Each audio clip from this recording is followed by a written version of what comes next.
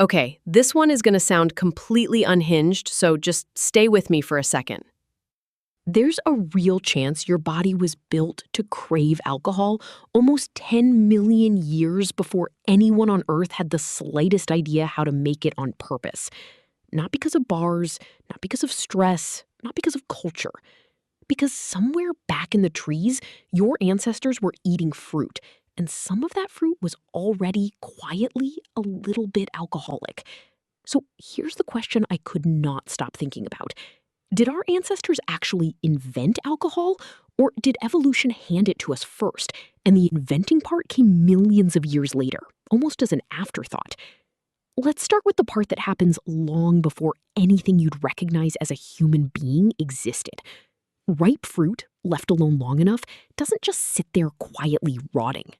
Wild yeast gets into it, starts breaking down the sugars, and one of the byproducts of that process is plain ethanol, the same molecule in a glass of wine.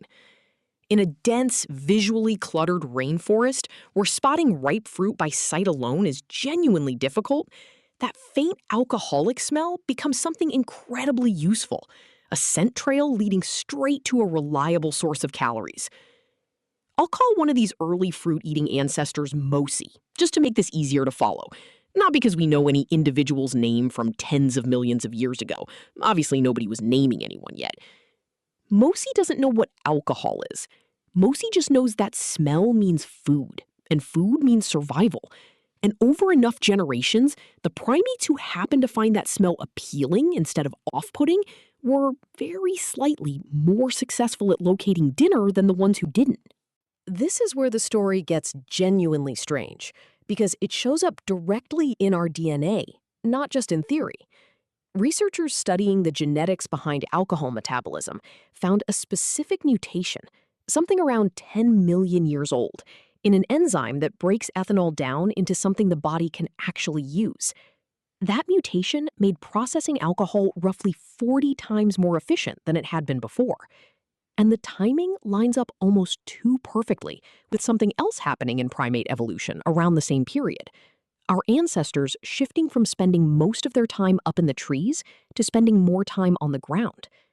Fruit that's already fallen and sitting on a forest floor has had more time exposed to wild yeast than fruit still hanging on a branch, which means it's had more time to ferment.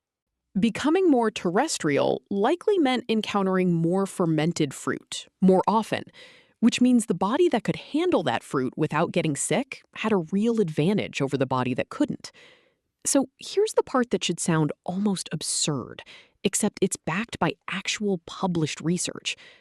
Scientists studying wild chimpanzees, our closest living relatives, found that through nothing more exotic than their completely normal, everyday diet of ripe and overripe fruit, chimps are consuming the rough equivalent of 1 or 2 alcoholic drinks a day. Nobody handed them a drink, nobody fermented anything on purpose. Their bodies are just metabolizing the same naturally occurring ethanol that's been a quiet, low-level part of the primate diet for tens of millions of years. Mosi, multiplied across an entire evolutionary lineage, eventually becomes every single one of us, already walking around with a body chemistry built to process small amounts of alcohol before any human being had ever intentionally fermented a single thing. That word intentional is exactly where the story takes its big turn, because at some point, an enormous gap opens up between accidentally encountering alcohol in rotting fruit and deliberately, knowingly making it yourself. And the honest answer to when that gap closes is a lot earlier and a lot stranger than most people assume. The oldest confirmed evidence of humans deliberately brewing alcohol comes from a cave in what's now northern Israel, used by a hunter-gatherer people called the Natufians, roughly 13,000 years ago. This is the part that breaks almost everyone's mental timeline, because these people weren't farmers yet. There was no agriculture, no domesticated wheat fields, no permanent villages built around growing crops. And yet, archaeologists studying stone mortars from this cave found something unmistakable: residue from a multi-step brewing process. Malting grain by soaking and sprouting it, mashing it, then mixing it with water and slowly heating the whole thing for hours. I'll call a Natufian woman running this process Yael, working at one of these stone mortars exactly the way the residue evidence suggests it was actually done. Yael isn't farming anything. She's gathering wild grain that's simply growing on its own and turning it into something her community apparently valued enough to bury alongside their dead. That detail about burial is one of the strangest pieces of this entire puzzle, because some of these brewing vessels were found inside graves, suggesting the resulting drink wasn't just a casual beverage. It was something served at funerals, at rituals, at moments that mattered enough to a community that they wanted alcohol present for them. Researchers studying the residue have actually pointed out that this early version probably wasn't anything like the clear, filtered beer most people picture today. It was thicker, closer to a heavy, drinkable porridge than a crisp, modern brew. Here's where things get even more interesting, because there's a genuinely old academic argument buried inside this discovery, one that's been kicking around for over 60 years. The traditional assumption has always been that humans figured out farming first, started growing wheat and barley as staple food crops, and beer came later as a clever byproduct, something people stumbled into almost by accident once they already had surplus grain lying around. But the timing at this cave doesn't support that order at all. This brewing evidence predates the domestication of cereal crops in that region by a significant stretch. Which raises a genuinely wild possibility that the actual motivation to start deliberately cultivating wild grasses into reliable crops wasn't bread. It was beer. People may have started farming specifically because they wanted a steady, dependable supply of something to brew. And the bread we think of as humanity's first staple may have been the side effect, not the other way around. China tells a parallel, independent version of the same basic story. Chemical analysis of ancient pottery jars from an early Neolithic village in Henan province revealed a fermented mixture of rice, honey, and fruit being produced there as far back as roughly 9,000 years ago.